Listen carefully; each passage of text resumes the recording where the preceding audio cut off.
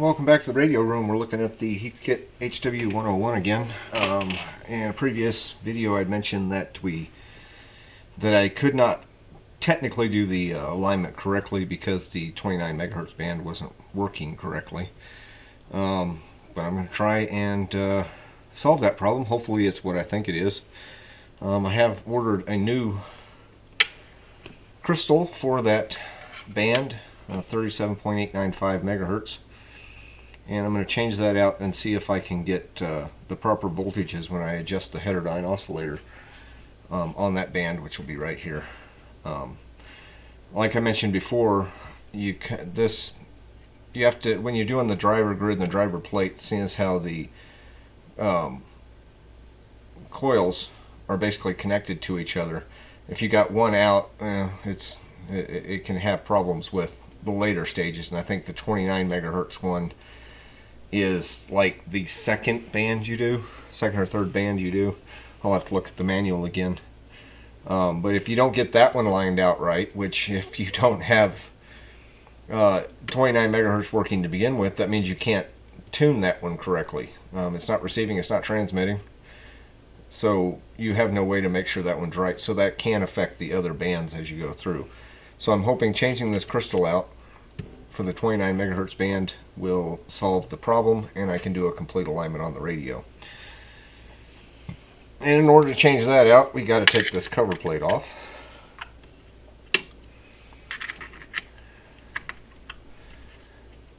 You don't have to take these completely out, you just got to loosen them up. The panel is slotted so you can lift it up.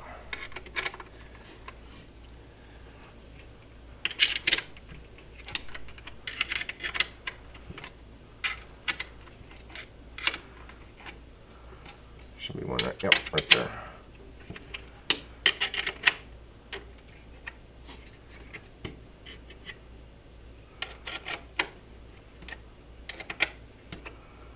And definitely make sure you're doing this with the radio off. Dangerous voltage is right there.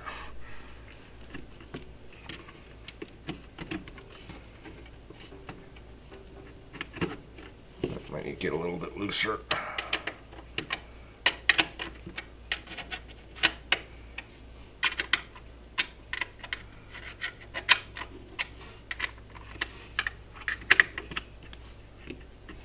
So this just kind of pops up,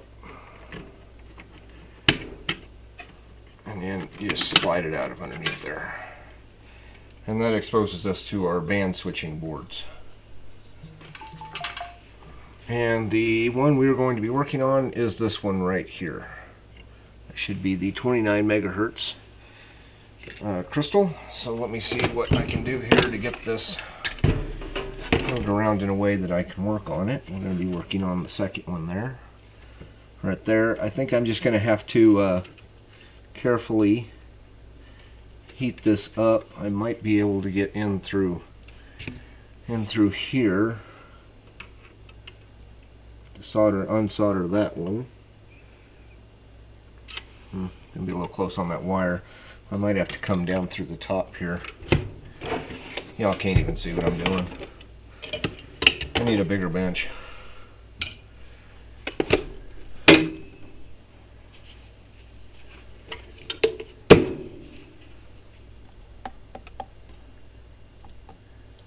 Yeah, this is the one we're going to be taking out.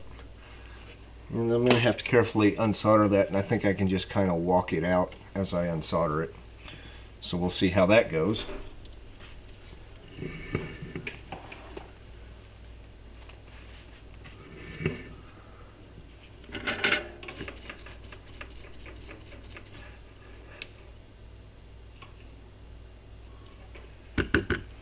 See if this thing will kind of walk itself out of there.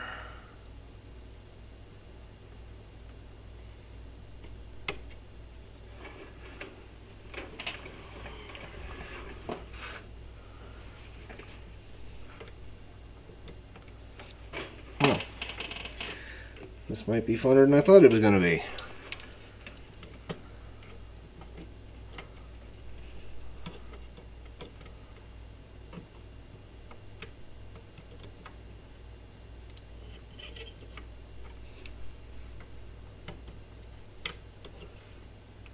And it's out.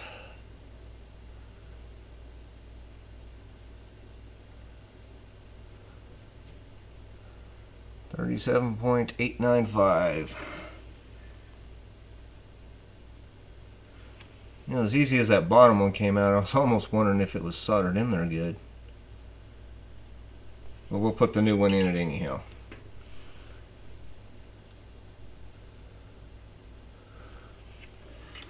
Let's see if my holes are still open enough to put this back through. The bottom one definitely is. Kind of makes me wonder if maybe the other one just wasn't getting good, wasn't soldered in there good.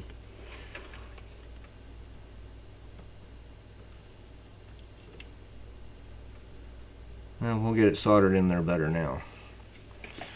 Let me see here. Can I even come in from this direction? No, might just have to get on in there.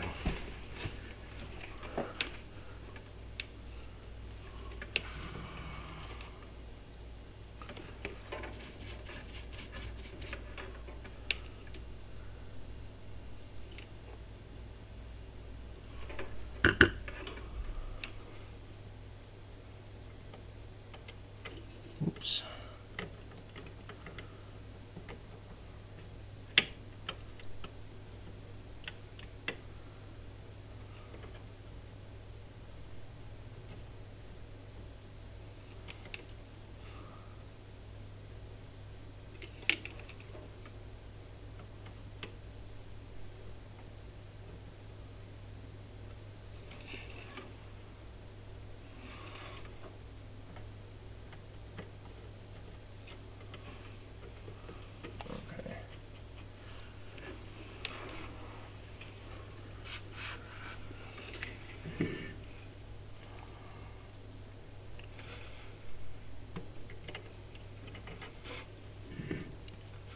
A little bit of a tight spot to get into here.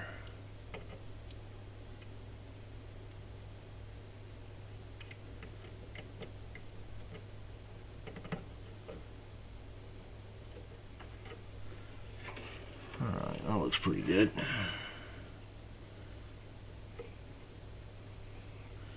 I don't quite like this top one here. I'm just going to add just a touch of solder to it. It looks a little cold.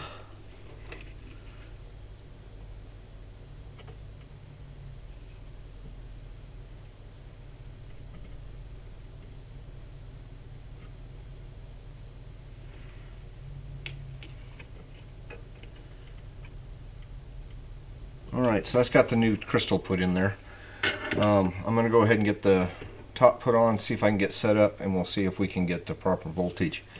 I don't like the fact that that's kind of broke too, but electrically it seemed like this coil tested out okay. So hopefully just that little bit of coil form right there won't be a problem. But let me get this put back on, get things set back up, and we'll see if we can get proper voltage on our 29 megahertz Heathkit right now.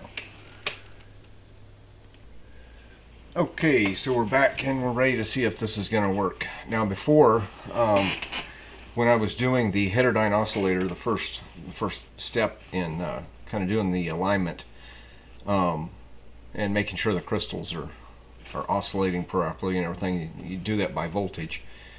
I do have the cover back on, if you'll notice, and of course each band is labeled. I do have my adjustment tool down in the 29 megahertz band Heathkit oscillator coil right now. Let me move to this so you guys can see the voltage we're going to have as well. So you do this by you hook up your meter. Of course, the negative goes to the chassis, the positive goes to the test point, and the test point on these is actually a hole through there, and there's foil on the back. The last time I did this, I was using, you know, a regular clip type like this, and trying to get it through the hole and make sure it stayed in contact with that that foil on the back side was a real pain. I'm gonna put this on here real quick so it'll cut back on some of the glare and you can see better. But right here, what I've done is I take just a little piece of, I think it's 20 gauge solid wire, put a loop in it, kind of cut a little bend so it would come down and have a little deal like that, then go down through the hole. Then there's a loop on the other end, and I soldered that little spot that goes out like this to that foil. So that way, instead of trying to get through that hole, I can just hook my clip right on there, and it's going to stay. It's really hard doing this, and then your probe moves a little bit, and you're like, oh no, did I totally lose the band? So we'll just go from there on that. So let me go ahead and move this out of the way. Hopefully the glare won't be too bad.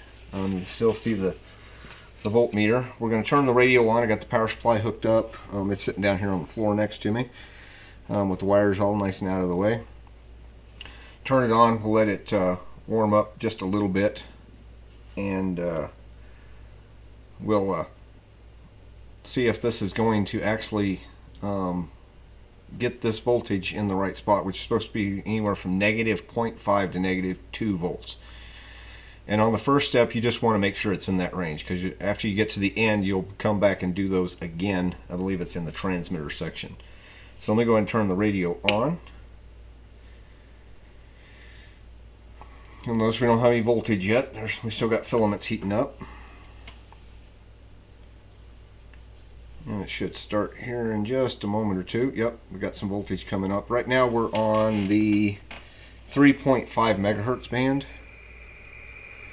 And we're starting to get some sound out of the speaker.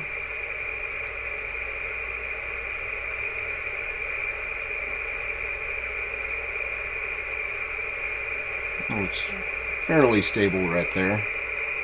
And of course, if you're doing this to do the alignment, don't just turn the radio on and start doing the alignment. This is a test right now to see if I can make that go in range. When I did it before, it stayed at like negative 0.18 volts and never moved, no matter what I did to that tuning coil. So this is just a test to see if I can make it move around. And things are still warming up a little bit. You'll see that voltage is climbing just a little bit. So if you're doing an alignment, turn the radio on, let it sit there for 30 minutes or so, 15 to 30 minutes. I would lean more towards 30. Make sure everything's stable and ready to go, warmed up, then do your alignment. This is just a test to see if the 29 megahertz is actually going to do anything. So let me go ahead and go to 29 megahertz band.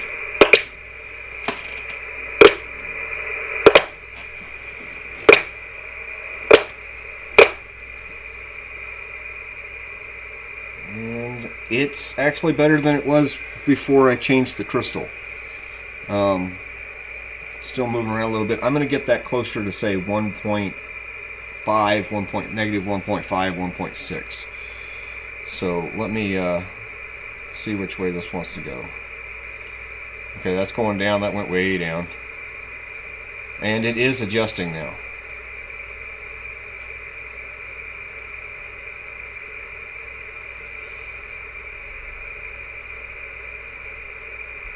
So let's just go about right there.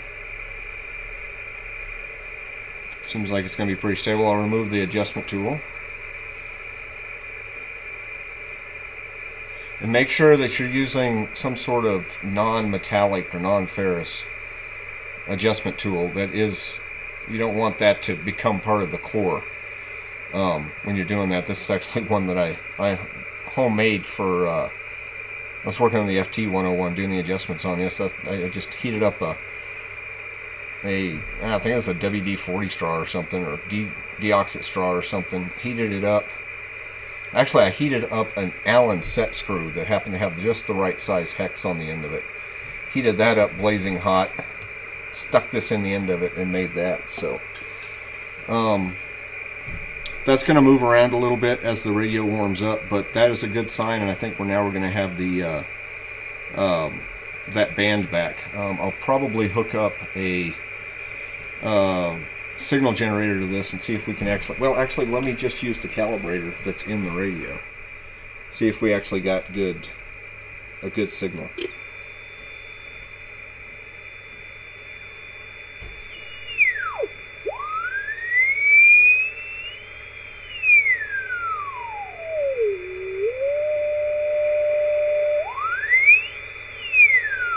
Okay, I am getting just a little bit of deflection on the S meter, not much. The band is probably way out.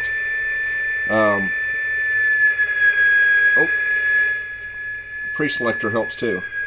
That's one thing I could not do before. I could not use the pre-selector and get any change in anything, so that's actually really good right there. That's about an S7 right there. Let me see if I can peak it by tuning.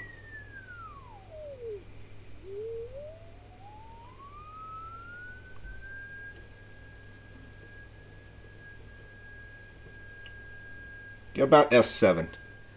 So the band is alive again. It just needs to be, the radio needs to be realigned now. So that's pretty much what we're going to go for.